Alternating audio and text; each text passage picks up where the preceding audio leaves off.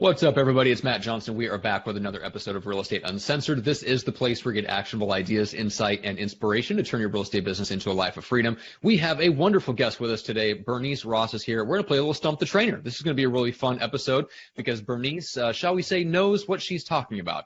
And she has a ton of value to bring, and we are going to bring some unique and fun and interesting questions, both from Facebook groups and from your live comments. So whatever you've got, bring us your thorniest, your toughest, your hardest problem, non-marital related, and we will solve it for you right here on this show. Hey, I taught psychology for a lot of years. We could tackle that, but I don't think Well, there you go.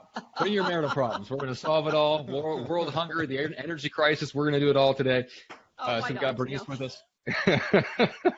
So we're going to have a fun time talking, and Bernice also has the inside scoop on the thing that may disrupt Zillow, Trulia, Realtor.com, and every other form of lead generation as we currently know it. And so we're going to talk about that and some of the cool things that are coming down the pipeline, because Bernice is very, very plugged into the tech side of what's going on in terms of what's being funded by venture capital in real estate these days. And she has one very specific tool that we're going to talk about that I think is really cool, and is kind of the fulfillment of some of the things we've been talking about on this show in terms of where things are going. And so that's very exciting. So first, before we get to all of that goodness, we have the junior grandmaster himself in the co-pilot seat, Greg McDaniel. Greg, what's up today? Johnson Face. Hey, Bubba. Hey, Ann. Always good to, if you can't see that, Matt just shot me like what the hell just happened? Don't know look on his face. But you know what? You and I, we were doing our morning routine on Monday mornings this morning, and we were doing some good recordings about offers and buyers and everything. And then when I was walking around, you'll get a kick out of this. I don't know if it's good luck or bad luck. I know if a bird takes a dump on you, it's supposed to be good luck. I'm not quite sure if it's good luck if you walk under a tree and a massive seed hits you right in the forehead. I was on the way up here to start recording for the podcast, and walking under this tree, and the seed just goes plop, smacks me right in the middle of the forehead. I'm like, ow! It legitimately hurt. And so I figured I'd bring it up on the show and get everyone's opinion. Guys, is that good luck? Is it not good luck? What you didn't know, Greg, is that I was sitting, meditating, focusing very hard on that seed. So for me, it's a great day. It's a great day. All right, so Bernice, for those that way. Yeah, exactly. Yeah. It's an idea. Only if it broke skin. All right, Bernice, for those in our audience, that might not know who you are because they've been hiding under a rock or something, or maybe they're just very, very new to the business and just aren't plugged into your world, give us a little bit of an idea of your background and what you do these days. Well, I'll give you a quick overview. I started teaching college when I was in my early 20s and bought my first condo, and didn't have money to pay for it because they canceled summer sessions. So I thought, well, the woman who sold me my property had $1 million card on her $1 million club when it meant something when I was in my 20s. You can guess how long ago that was. And I thought, well, if she could sell, $1 million worth of property, maybe I could sell one or two houses to make my house payment for that summer. And it turned out I sold 2 houses my first month, 8 my second month, and thought, why did I go to school for so long? And then came the first recession, and I thought, well, I'm really happy I didn't quit my day job. So I had a dual career as a psychology professor and as a full-time realtor, and ended up running a training for 4,000 agents at the John Douglas Company. We were Beverly Hills based. We were the top producing company per agent in the United States. And when we were acquired by Coldwell Banker in 1997, I was moving here to Texas. We were doing $1 billion a month in sales in 1997. We were kicking butt big time. Anyway, 2x points. But anyway, started real estate coach. I've been writing for Raymond News since 2001. I have over 1,000 articles, 5 books. Book I wrote back in 2005, bestseller, Waging War on Real Estate's Discounters. Really a great read. I'd suggest you check that out. And I've got new agent sales training, and also just written the most comprehensive recruiting training for real estate brokers. I've done studies. I'm currently working on the Women Up initiative for the state of California, for the California Association, which is designed to help more women get into leadership in the real estate industry. So Women Up's coming up at the end of June 28th, 29th, for anybody who's in leadership. And men or women, they're invited. They'll sell that conference out. So if you're interested, check that out. And where is that conference being held? It's going to be in Los Angeles. It'll be at the Marriott downtown. Perfect. Okay, awesome. Yeah, there's a lot of we have a huge contingent in California. Well, I'm just really bummed that we don't have qualified people on our show. I know. I really got to talk to our producer. We need to up our... really wish we could get more qualified people on here. Process. Good God. You are no joke, Bernice. Good gosh, guys. Oh, that's fun. You just kept rattling stuff off. I'm like, is there an end to this? Because this is insane. Oh, I could talk for another half an hour probably, but. Yes. Well, see, the thing is we have you cooped up for the next 55 minutes, so we own that brain for 55 minutes, and we are going to milk it as much as we can because it's a beautiful thing. And Matt, I am honestly interested to see how bad she's going to beat up on the questions that she gets, because she's going to be like, ha, I'm going to like black belt ninja karate chop this thing up into tiny, tiny little pieces and then hand it back to people. I love doing this. I've done it for years in front of, so many training sessions in front of, rooms with 500 people in them. And I just love doing this because one of the things that is really important when it comes to handling objections, and as soon as you go on the defense, you lose. So the strategies you'll hear me using almost always revolve around a question. So the idea is to ask a closing question. So say I'm showing you a property and you say to me, oh, Bernice, these gold carpets are so ugly. And what a lot of people will do, they'll say, well, would you, well, we could maybe get a credit from the seller, or, they're trying to figure out a way to solve the problem. But the secret is to ask a closing question. So I look at you and I say, would you get rid of the carpets, or would you refinish the hardwood floors? Now notice what I just did. I asked what I call a move them into the property question. It is a closing question, because either way, they're sitting, when they respond to that question, they are looking at this as if they're living in the property. And that's what you want to get them. So it's asking the questions, and it's offering service, question, offering service, question. So you'll hear me using that in a lot of the responses that I'll give to what's being asked. But that's one of the simple takeaways. Get away from telling and go to questioning. And that's how I've trained the listing presentation since the early 1990s, using this 8 to 10 questions that you ask that lead the seller through making the decision, and then you give them your unique value proposition. It's about how you're going to help them get the highest possible price in the shortest amount of time for their property, and you're going to get hired. By the way, 67% of the time they're only interviewing one person, so the competition is you. That's it. Right. 67% of the time. So, quick question for you. For the closing questions, give us a couple more examples of that, because I really like that, because instead of taking them out like, well, if you don't like the carpet, we can go look at something else, you can say, well, would you get new carpet, or would you do the hardwood floors? Give us some other more examples so that people can kind of wrap their brains around. Throw one at me, and then we'll just come up with one that an objection you might hear. So we're a buyer's agent, and we're with buyers at a potential property that they might want to buy. Is that correct? Is that the scenario we're in?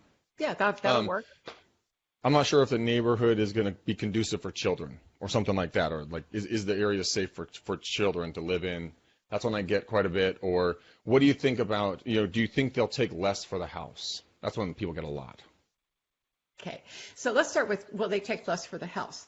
By law, you cannot, even if you're the listing agent and they've told you that they'll take less for the house, you've got a fiduciary duty to that seller, unless you've got the agency laws are just a patchwork of craziness across the country. But in most states, in most situations, you have a fiduciary duty to get the seller the highest possible price and to represent their interest. So if someone is asking me, will they take less, the best answer is to say is the only way to find out for sure is to write an offer. Right. So, what would you, so, and let me give you a horrible case that happened in, I was working in the Brentwood office at John Douglas at the time, and the top producer over at one of our competitors, this gal had like 3 phones going. This was like, she's been around, she was in the 70s, 80s, 90s, but she was like crazy energy. But she got on, she had a $4.5 million listing, and it was on the Wall Street Journal, and a reporter interviewed her, and she said she thought the sellers would take maybe $500,000 less. They sued her and got a big, fat judgment. I think it was about a $2 million judgment. I don't know for sure the numbers, but I heard it was really amazing. So let me give you let me go a little bit down a couple of really kind of you may not want to do this, but there are certain things you can't say. So when the seller asked me about the roof, would you like to schedule a roofing inspection? And the answer is, I don't know the condition of the roof. I haven't climbed up there. I don't know. Would you like a roofing inspection? Will this property be safe in an earthquake? I don't know. Would you like a geological inspection? Or you can say, I can get back with you. The only way you can tell is with the geologist. So let me give you another horrific example. In 1994, we had the big Northridge quake in Southern California. And a property that was on Coldwater Canyon was under contract, and the geology came back that the house could collapse. It was one of those houses on stilts on the side of the hill, that it could collapse in an earthquake. And people bailed on property, went back on the market. Listing agent didn't disclose it, and two people were killed in the earthquake there when the house collapsed. This is why you cannot represent the condition of the property. You've got to punt it back to, I don't know, and if you're a new agent, it's real simple to say, I'm not certain about that. Let me go double check. Because what that does is it gives you a higher authority. And almost all the state associations, California has one of the best ones, if not the best one in the country, have legal hotlines to answer questions. That's a great place to check with your manager. But do not make those representations, because they're what gets you in trouble. So, I find a lot of agents get into trouble because they try to be the expert. The big one is, where's the property line? I don't know. We'll need a survey to find out. Get a survey. Yeah. We had a $250,000 judgment in our office against that. Somebody said the property line was off by a foot, $250,000. So. Oh my God. Yeah, no. That's a confidence thing, because I think what probably new agents assume is that the longer you're in the business, the more you can answer those questions. And I think what you're telling them is that, look, it doesn't matter. 20, 30, 40 years in the business, you're still giving them the exact same answer, which is, I don't know, let me check, or that's not up to me to even say. We need to check with a specialist in that area. And I think once they understand that, it's more a matter of, okay, it's giving them permission to not know, and that doesn't affect their impression of professionalism or the client's level of trust in them or anything like that. Yeah, you don't have to say, I don't know. You can say, I'm not certain to find out. Let's, just say, I'm uncertain about that. Let me double check, because people they'd rather know that you're taking the effort to give them the right answer, because that's additional service. And again, I always come from service first and connection. It's more important than closing the deal, because 100%. I had one client who was going to buy a property that was going to, the foundation was shot in this place. It was at Venice Beach. And I told him, I think this is a mistake. Here's why. I'm looking at the property report. The foundation's a mess. It's going to cost him more than, all kinds of money. He never did buy anything from me, but he referred me several $1 million worth of business over the years. So funny, Greg. We were just talking about that this morning. We were finishing up our buyer agent training, and you had a scenario almost exactly like that. Yeah, I advised them not to buy the property, and they didn't, and they thanked me for it. And Bernice, I think that's where, like you said, it comes from connections and relationships, because if they know that you truly care, then they'll listen to your advice. I mean, my father, Terry, he advised, I think it's 28 years ago at this point, because we sold home within 3 years back. He's told a couple, hey, don't sell the house now. 25 years ago, this isn't the right time for you. They listened to his advice. They listed with us. 25 years later, cashed out $800,000 in change, liquid to them, went down to Texas and bought 2 homes for all cash, and now they're just sitting pretty because of the relationship that was built. Veronica here has a great question. She says, with the comments that they get, not crazy about the location. And then Andy, you had a question, how much should you offer? Well, Bernice went over that, and she said that, when you're talking about the offers, I don't know what they take. Let's put an offer and find out. But Bernice, I'd love to hear your thoughts on, I'm not crazy about the location. I have some smart-ass responses that come to mind right off the bat. Well, I want to hear your smart-ass responses, and then we'll go from there, because I'll probably have something a little bit different. Because I think we learn from, there are times that I have deliberately given a training group a bad response so that they can learn, so they can hear 2 different things. So why don't you, go ahead? I'll let you stump the trainer. You set me up to the Patsy in this. Thank you very much. Hey, I'm just sitting back watching. Great. Thank you, Veronica. I'm billing you for this session because I need therapy after this. So this is if I'm not crazy about the location. My first response would be, well, what in the hell are we looking at the house for? I mean, why are you? If you don't like the freaking location, what the fuck are we doing here? I mean, you knew where this was. There's Google Maps. People, look at it.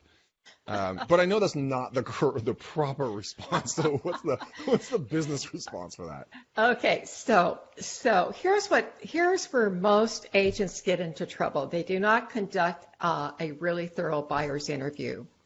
And, I've got 2 pages worth of questions that I've trained people to ask on the buyer's interview. And it starts out with things like, how many people in your household? You don't ask about family because that's politically incorrect. Be sure to ask about their animals because that's going to tell you a whole bunch of stuff. And a lot of times they like their animals better than they do their family. So true. Yeah, that's the God's truth, isn't it? And then, but you want to ask, when you're home, where do you spend the most time in your house? What kinds of activities? So that starts giving you a sense about their lifestyle. So you take all of these things, and then at the end of your buyer's interview, you ask them, what are the 5 things that we've talked about that this house must have if you're going to buy it? Mm-hmm. Okay? So then they're going to get those 5 things. And what happens is they get what in technology is called scope creep. It's like they've got their 5, but they want 6, 7, and 8. Yes. And you have to say, okay, what are you willing to give up? Because so what I would say to them, you have 3 choices here. So here you go. So this is an alternative choice close. Okay, you've got 3 choices. We can look for a lesser house in a more expensive area. You can look at putting in an offer on this house, or, provided you can qualify. And if none of those options works, that just means that you're not a buyer in today's market. Ooh. I like that. So you give them the choices, and, the real estate market's like the stock market on the seller side, the buyer side. The buyer, the listing agents, the sellers don't determine the price. It's what a ready and willing, able buyer is willing to pay for that. If IBM's trading at $75 and I paid $100 for it, I'm not a seller in that market. People get that analogy. I've used it for a lot of years. Okay. Yeah, I love where you're coming from. This is something that we've taught a lot on this show, and I've been taught by my father and the trainers we've had is stay in a state of curiosity. Always be asking questions. I mean, question the implicit assumption, because assumptions will get you in a lot of trouble. Be like Curious George, man. Tear it apart. You want to get to know every part of what your buyers are thinking about. Because if they say, hey, I'm not crazy about the location, what about the location do you not like? Did something shift from the last time that we spoke? Did I misunderstand something that you told me? Help me understand what your perfect location would look like. You go down that whole line of questioning. Then they feel that they're important, they're being heard, because a person's favorite conversation topic is themselves. And if you put them in a superior position than yourself, that they're in charge when really you're running the show, but they think they're running the show, and you let them come up with their own answers, and then you can deliver the product. I love that's where you're coming from. I love how your mind works, Bernice. Yeah, well, what you're saying is exactly spot on. This is what I was saying about asking the questions, because it lets them tell you what they want. And I'm going to give you a couple of closing questions when you get to the end of your buyer's interview. Mm-hmm. So I can do a better job in helping you to find the right property for you. After we look at each property, I'm going to ask you, are you going to put an offer in on this property? Is that okay with you? Mm-hmm. And if not, why not? And what I've just gotten permission to do is to close them on every single showing. Yes, that's awesome. Also, I have one other tip for buyers. You've all heard buyers are liars. Yeah. The reason is buyers aren't liars, is that you're not asking the right questions. And what happens is we normally will say, well, how many bedrooms and baths do you want? And what kind of house do you want? What's the location? We're asking these kind of big generic questions. And they're going to give an answer that comes from their cerebral cortex. That's up here. But the buying decision takes place in their brainstem. And that doesn't have language. It's all, that's the part that controls your breathing and all these automatic functions. Up here is only like, 10 or 12 bits of information. You've got a trillion running everywhere else.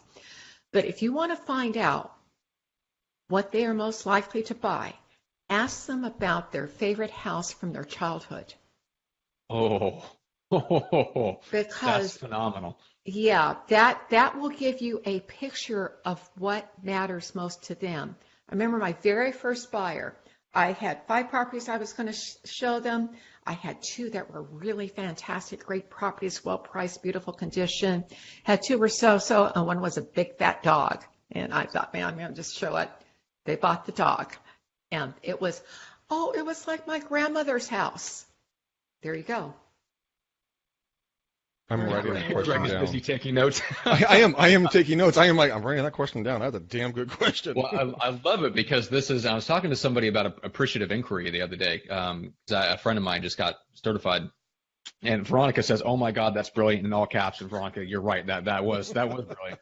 And it's a great point, because part of like appreciative inquiry and some of the other stuff in that field is, number one, it's all questions based, but it's also questions about like future, present, and past, right? And that's a great example of like asking a question that relates back to their past that helps you figure out what's the root, right? Like what is rooted in their what would you call it, Bernice? Almost in their limbic system as comforting. It's in the brainstem. So it's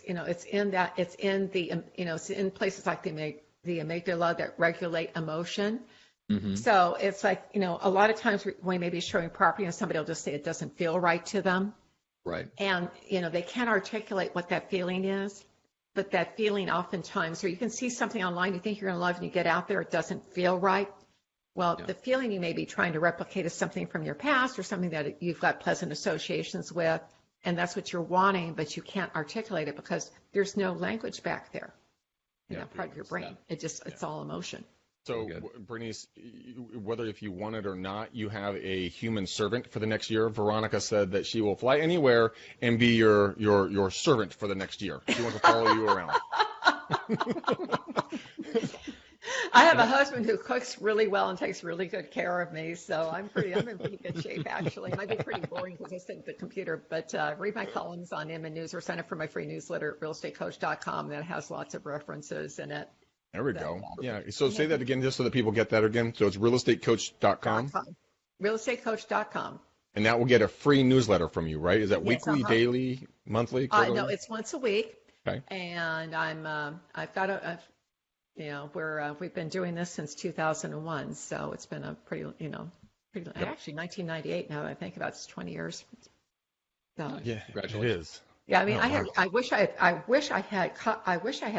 that I got a trademark on Real Estate Coach. Duh, I got that in '97. Oh, you have the domain. Dumb move on my part. Hindsight's 2020. Who would have thought? Yeah, exactly. Yeah, all right, well, let's talk crazy technology. Let's talk about lead generation and kind of the shifting market and stuff, because you mentioned that you've been through some shifts, obviously, and we're going to go through another one. It's only a matter of time, and it's probably going to be a big one by all accounts. And we were talking before we went on the show, and I love to bring that conversation out in front of people because everybody has a different approach for how they believe that people should prepare for the next shift and what to do about it when it does shift. But your perspective is very unique, and I'd love to get your perspective on that. Because you mentioned that you come from more of the relationship and connection perspective. So what's your best advice for somebody that's about to go through a shift and maybe has never been through it? Well, let me tell you something that Gary Keller told me. I oversaw the creation of Camp 443, which is now their Ignite program, back in 2004. So I reported directly. I was with Keller for 6 months working on that project and reported directly to Gary. He was very much involved in the creation of that. And that's my old stuff from the 1990s they're still using. So go to my site to get the new stuff. Plug, shameless plug. But what Gary said, he was coaching at the time, and this is still true. I think he was coaching his top 25 or 30 people in his company. And he said what happens in the people who rely on the Mike Ferry style model where you've got to go out and do more calls, more leads, whatever, they have to work 5 times as hard to generate a lead compared to someone who works by referral. But the problem is, if you're using Brian Buffini's system, you're not in charge of your lead generation because you're relying on someone else to make that referral to you. So those people, he said, those people were losing up to 80% of their business in the next, in the downturns because they weren't in charge of their lead gen. So what you need to do is you need to have a regular way to prospect, and you need to be, and it does make a difference what kind of tool you're doing. There's so many good ones. One of the really great lead converters to me, and when we did the new agent study for the Texas Association of Realtors, we ran this in 2012 and 2015. What's really surprised me is that open house was still one of the best lead generators for new agents, but really surprised me for the last the last 4 or 5 years now. This is from the NAR profile of buyers and sellers. And what they found, so if you take all the lead generation sites, your MLS, your website, your broker website, Zillow, Trillia, Realtor.com, anybody else who's generating and selling leads out there, only 4% of the signed listings came from those resources. Only 4% of the closed listings came from those resources. Right. Open house, 4%. And if you had a sign out in front, add another 3%. So almost twice as many closed listing leads from being face-to-face. And what we know is that that the buyers and sellers out there, the average one knows 12 different realtors. So, and they hire the person they've seen most recently. So this means you need to be face-to-face. So what I would suggest that your people do, if they haven't done so already, I want you to go back over all the people that are in your database and identify the top 150 that you think will send you business.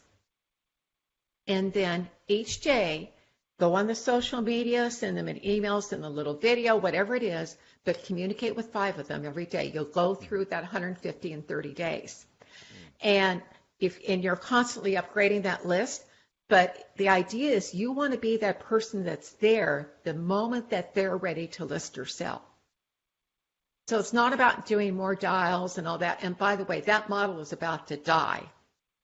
Let me give you one other tool. I love open house, and there's an app called Spacio. That's S-P-A-C-I-O. Spacio, are you familiar with that? Have you guys seen this?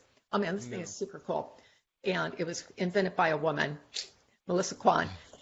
And so the way it works, if you've seen Open Home Pro, it's similar to that, except it's more sophisticated than Open Home Pro is. But what happens is, so you walk into my list, listing I'm holding open. I have my iPad ready to go. I've loaded up all the information on here about the property, the video, the disclosures, everything is on here. And then I ask them, I see, they come to my door. Welcome, my name is Bernice, and your name is? Greg. Okay, Greg, welcome. Please come in. I have all the information here about the property on an app called Spacio. Would you like me to send it to you? Yes, Great. I would. Yeah, so if you want, then would you like it by email or by text? And then you just give them the app, they sign in. Instant closing. It immediately sends them a thank you. It sends them all the information. It'll send them a thank you note for attending the open house. But the other thing it does is it starts to construct a profile for you about where you're getting the most business from open house. So it shows you, based upon the leads that you've gotten, where you are most effective as an agent who holds open house. And it lets you stay in touch with that person and lets you, broadcast when you get a price reduction, nobody ever follows up on those. It does all these things. So, if I were starting back in business right now, I'd be holding open house every day and out there, with my Spacio app. And you always want to choose something, even if it's another agent's, you want to go where the action is. I want to be on the street where there's lots of traffic, and they can see my open house signs. And I want to have food there because, probably some chocolate, because somebody starts by in the afternoon, they can always, always have a little pick-me-up, and chocolate makes that part of your brain that makes emotional decisions feel good. They like you. You gave them chocolate. So you're drugging them. The route directly to my heart. Drug of choice, absolutely. Absolutely. So dark chocolate. So what I'm hearing you say here right now, my head's moving 1,000 miles an hour. Spatio, it's probably going to cost a few bucks, or even if it does, whatever, or it can be a free really version worth of it. it. What you can do is, if you guys need to do open houses, you can go to, the FSBOs on Zillow and see if you can hold open houses there if you don't have any in your office. You can go to the Make Me Moves and hold open houses with those folks. You can go to new construction and hold, if they're vacant properties, see if you can do some open houses during the day. Stand out and do something different. It's better than sitting in the office and just, twiddling your thumbs or watching Facebook or YouTube all damn afternoon. You can be out with, and if you need 2 signs, put 20 out. Like make it a statement where you are. Yes. Drive people to. So what if you only get 2 or 3 people? That's 2 or 3 more people that you have now than you didn't have when you woke up in the morning. Therefore, your database will expand exponentially. It's better than just sitting around, just wishing for the business to come in. And now they have a follow-up system with Spatio that you can then, it will keep them up to date, and you can identify and understand what and how you are getting your business. It's only $25 a month, guys. Seriously, stop drinking Starbucks. Shit sucks anyways. Matt. How dare you? Literally, how dare you? Come on now. As Matt holds up the Starbucks. Well, let me give you right. one of my other very favorite tips here in terms of lead generation. When we go out and we meet someone and people ask us, one of the things I want to encourage all of you to do, they taught this to me in my Century 21 training when I was like, brand new and agent. And they said, gold coat, but always wear your name badge. And so, you can get a cap that's got your company name on it, a polo, you can wear a badge, whatever it is, but wear something that indicates that you're in real estate. Mm-hmm. And if you like having coffee, go sit at Starbucks and have your iPad there, and you're sitting in an invisible spot and you're looking at property. And if somebody says, "Are you in real estate?" Yeah, I got the name of my company plastered all over me. Yes, they're going to say, "How's the market?" Mm-hmm. And the classic response, "Oh, it's terrific." Well, you want to ask a question. Well, great. Tell me, which area are you interested in? Westside Alamo. Okay, and are you interested in a home or a condominium? That'd be single family for Westside. You want single family. In that area, there are approximately 3 months of inventory, and the median price is about $350,000. If you would like, I'd be happy to put together what I like to call, now, is this for your own house? Yes, this would be for me and my family. I would be delighted to put together an equity checkup for you that includes what your house, all this information about your house. Also, it'll have a CMA in it, which gives the price. But, I think this is something that you would enjoy seeing. And it's a very robust report. It's almost 30 pages long. Is that something you'd like me to send to you? Yes, that would be awesome. Great. And and so here's what I need to have an equity checkup. Here's how it works. I mean, this is one of my favorite takeaways. It's a great lead generation strategy. So, because you get asked that question, how's the market all the time, right? Every single time. So in the equity checkup, you're going to do your CMA. And by the way, I have another tool for the coolest CMAs that are out there in the world right now. They blow out everybody, but that's another conversation. We'll get to that. But you want to have your CMA. Then go to, I hope most of your people who are listening have heard of RPR. This is through the National Association of Realtors, Real Property Resource. And that site, NAR-RPR, will generate an 18 to 20 page report on that property. So it's just a matter of pulling that down. It takes less than a couple minutes to do that. And they're going to be blown away at, because people don't use this. So they're going to be blown away with all the information you have on that. The cover of your equity checkup should be a local landmark. The subdivision I live in, it's got a big fountain that freezes over sometimes, and of course that makes the national news when it freezes in Austin. And but it's like something that's a landmark for that particular subdivision or area. And then the other thing, there's another site, both RPR is free. The other one is called homedisclosure.com. Again, that's homedisclosure.com. And this thing gives you, it's from Adam Data. They've got these were the people who were doing all of the foreclosure tracking. They've been in business for at least 30 years. And but what they have is they'll tell you if there's been a fire on the property, if there's been an insurance claim, if there's a brownfield nearby, radon risk, weather risk, earthquake risk, pest risk. They even have pictures of the registered sex offenders. So it's got it's got all this information about their property that's going to make you stand out from any other realtor who's just going to send them another CMA. I've heard of home disclosure. I like it. I totally forgot about it. It is a pretty freaking cool site. I mean, Yes. you get some good stuff off of this stuff. Very cool. I'm messing around with it as I'm listening to you. I'm like, ooh, doesn't this look fun? I mean, Well, the other thing is if you take that on your listing appointment, then that makes you stand, again, your goal is to show how you're different from the other realtors. And the other realtors are going to come in and they're going to hand their little five properties with, they've printed out, and here are the comps. Now, let me tell you about something that's going to blow that away. Just became available in all 50 states. It's from weissanalytics.com. That's WEISS analytics.com. And Alan Weiss was the person who took, I hope your newer people won't have heard of the Case-Shiller Index. I know you guys have probably heard of this. yeah. Anyway, Case-Shiller's been kicking around for about 20 years, and I think they got a Nobel Prize for it, actually. Alan Weiss is the person who took it to market. They sold the company. He decided he was going to, Case-Shiller looks at what is happening in metropolitan areas in terms of prices. So you'll see when they talk about prices are up or down, they'll reference the Case-Shiller Index. And so what Alan has done, his tool takes it down to the individual house. So say that I'm a buyer and I can't decide if I want house A or I want house B. This tool predicts which house is going to have the most appreciation.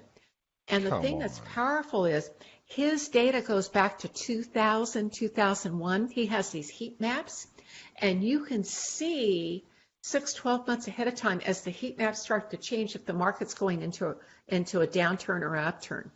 It's really, it's changing from green to kind of neutral to red, and then red back to neutral to green. So you can see how the market is trending. So you're talking about being prepared for that shift. This is one of the ways to do it. But the other thing that's cool is because the artificial intelligence application here updates all the property values constantly, you can use comps that are 5 or 8 years old because it's constantly updating those values. And this one's going to cost you, I think, about $400 a year, but I would be spending that happily because when I walk in with that CMA tool, and by the way, when they say, oh, well, Zillow says my house is worth more. No problem. We can put the Zillow's estimate right into the algorithm. You can add it. Or I have an appraisal that says the house is worth X. I can add that. It's a true collaborative CMA. Huh. Well, I'm taking notes as fast as I possibly can over here. I know. Usually you're the one on the giving end of these, but this is incredible. Very cool. Amazing. All right, so these are really good for setting yourself apart, like on the listing presentation. There was one, Bernice, that you mentioned that's going to kind of shift the way that we actually generate leads to begin with to get into those appointments. I want to shift and talk a little bit about Ojo before we. I have been to the mountain and seen the future. To have last Thursday to be precise, and. Okay.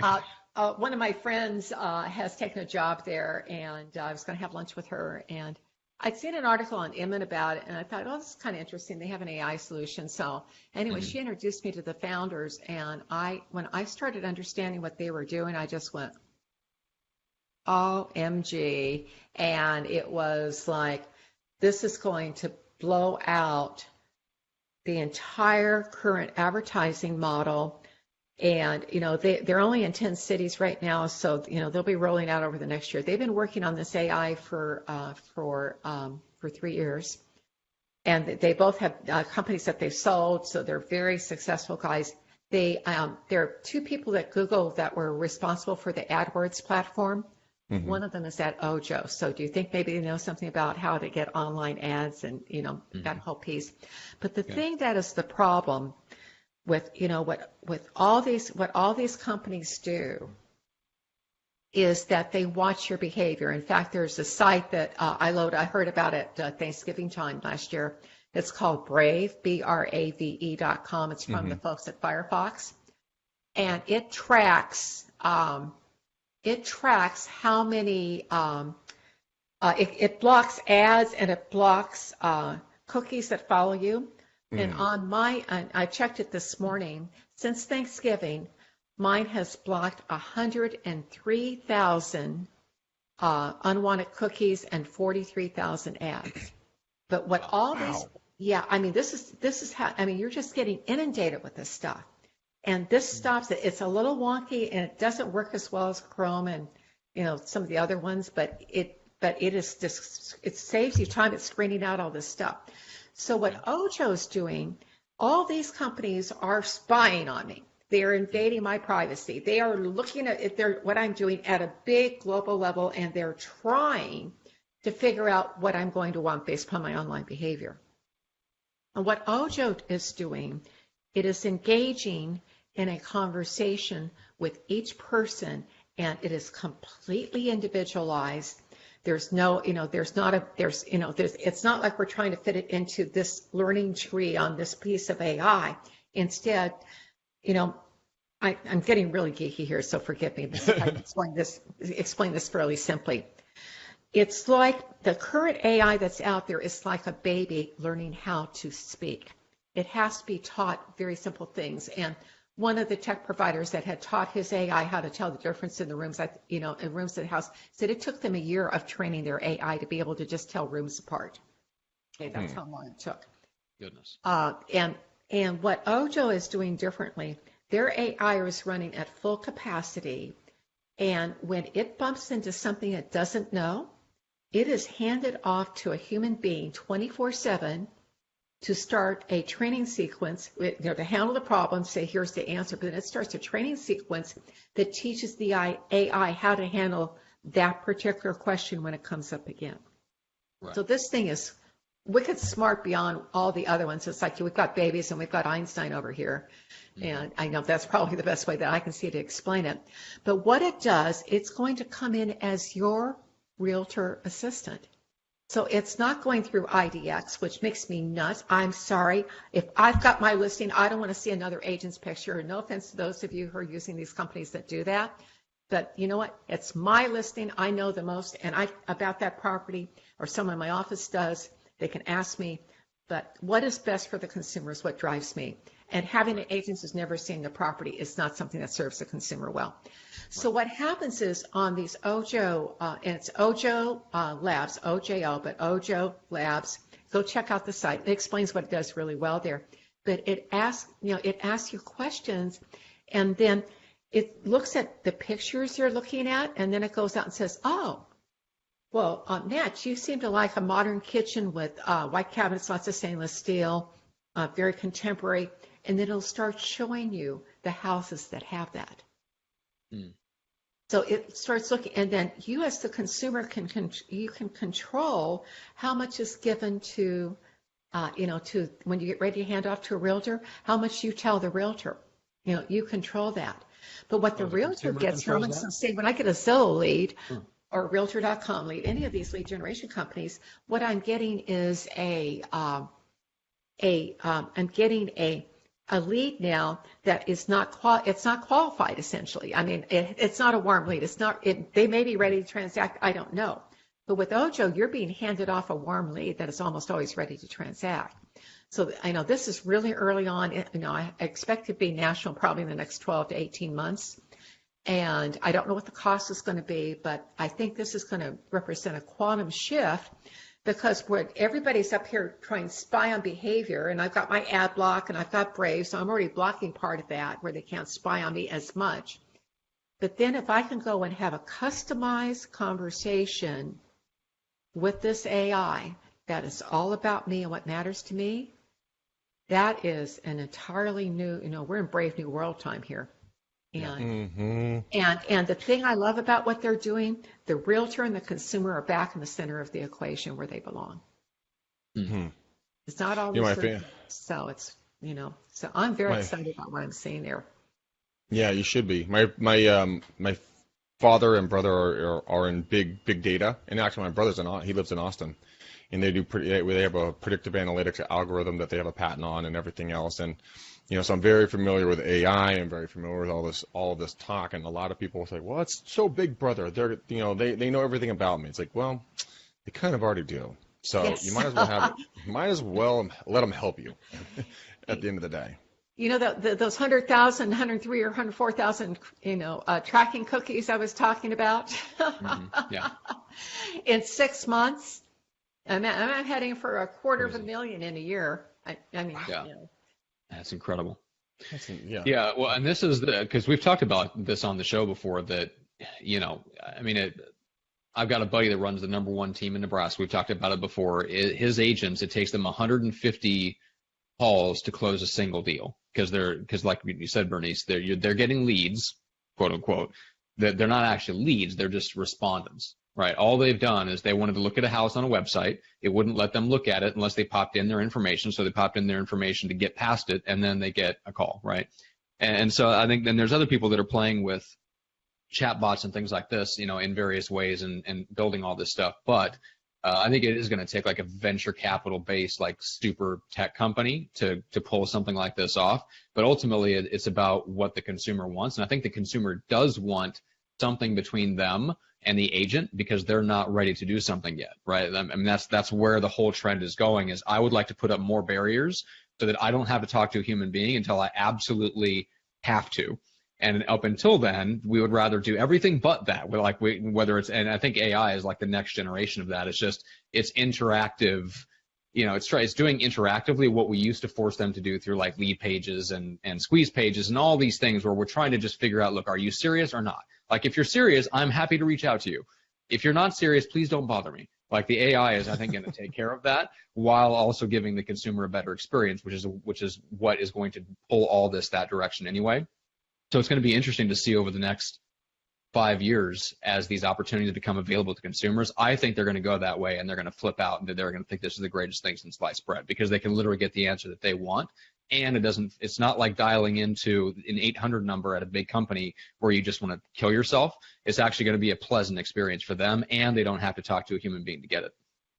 I think it's going to be huge. And again, I want to come back to the customization piece because every conversation is tailored for that exact user. And that's the thing I was so excited about. So yeah, this is cool stuff. I'm very, eager to see what they do over there.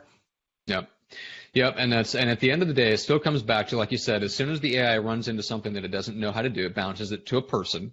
And then when they're ready, they're going to be bounced to the agent. So it puts the agent and the consumer in the relationship where they should be. And so all the skills that we picked up over the years that you mentioned, the objection handling, the basics, the foundational stuff of just the face-to-face and over-the-phone skills that we've built, it all still applies. And the better we are at that, the better we are at taking off a conversation that's been warmed up by AI and then turning it into a deal.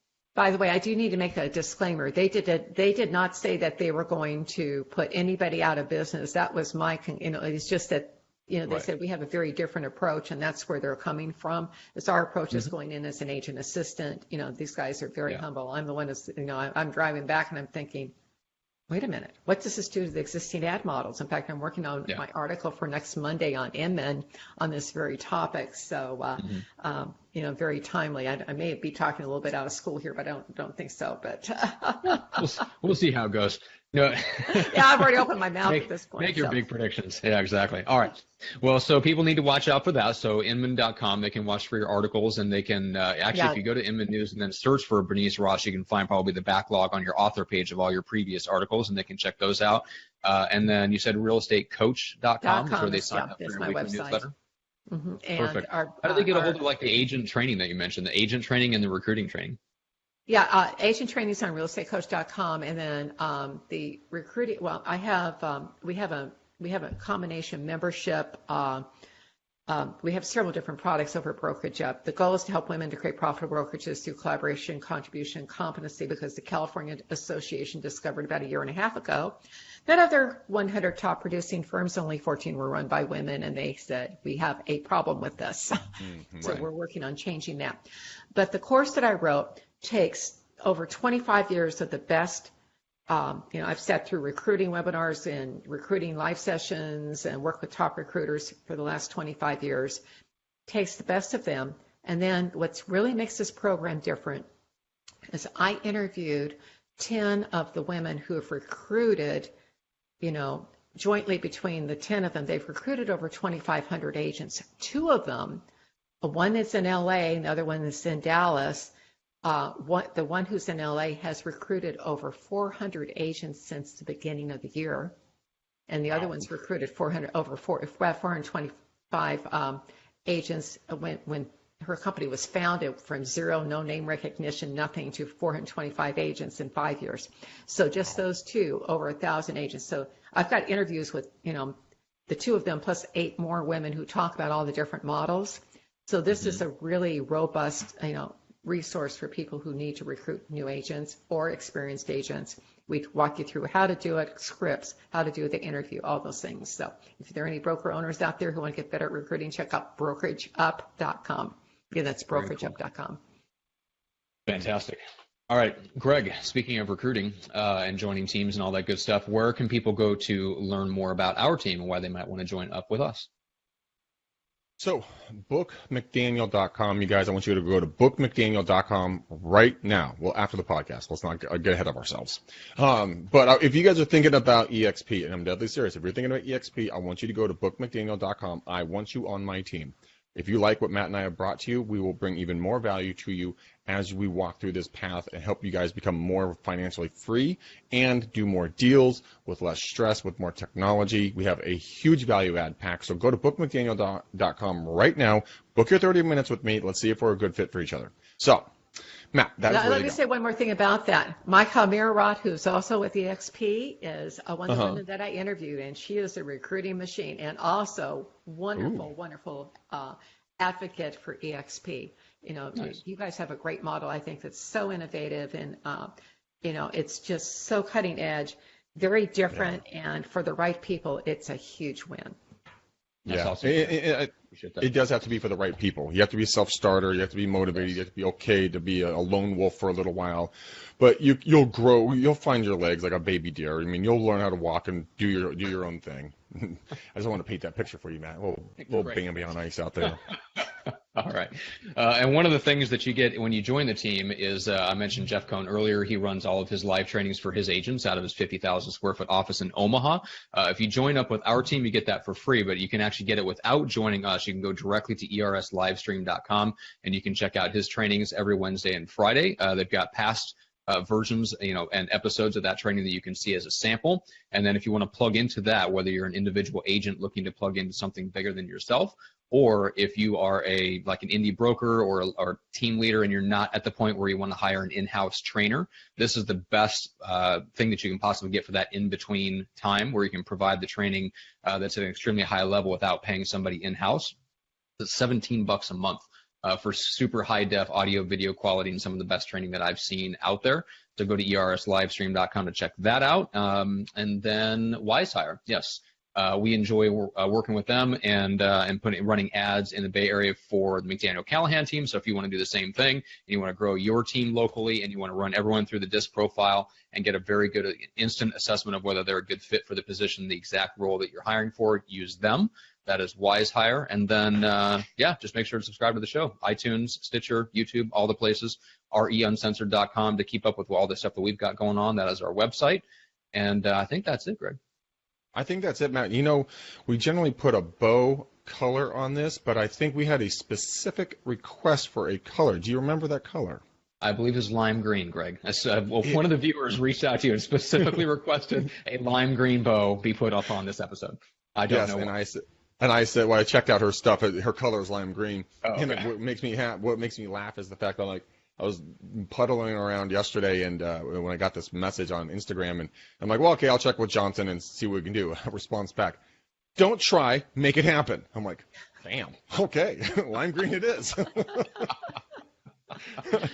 Oh my God, you guys. If you like this, share this with someone else. Do not hide these types of shows. Bernice is a wealth of knowledge. We only got her for an hour, guys. We'll hopefully get her back again. As you can tell, the woman could probably go for another 10 hours and not take a break and still have more to give us. So We're going to see if we can bribe her to come back on the show with us again. And Matt will wash her car for 6 months at no cost, and he will fly to Austin for that opportunity. But we love you guys. We want to watch you guys fly. We want to watch you guys turn into the powerful agent that you have inside of you, or get even more powerful than where you are right now from the information that we've been bringing you for the last 3 years. So we love you. We're going to keep making it happen. And if you guys want to talk about EXP, go to bookmcdaniel.com. Let's talk immediately. Until next time, guys, peace out, ninjas. We gone.